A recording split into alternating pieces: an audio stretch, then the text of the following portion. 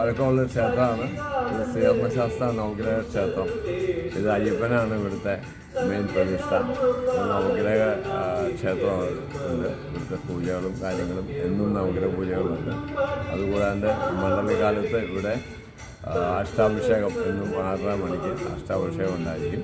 അങ്ങനെ ഞങ്ങളുടെ ഉത്സവം തുടങ്ങുന്നത് ജനുവരി 10-ാം തീയതി തൊട്ടിട്ട് 14-ാം തീയതി വരെ. മലയാളികളാണ് ഞങ്ങളുടെ ഉത്സവം. 5 ദിവസം ഉത്സവമാണ്.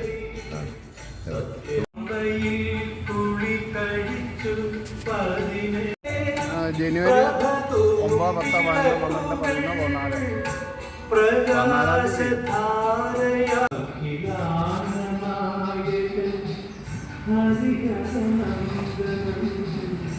അയ്യപ്പ സ്വാമി ശ്രീ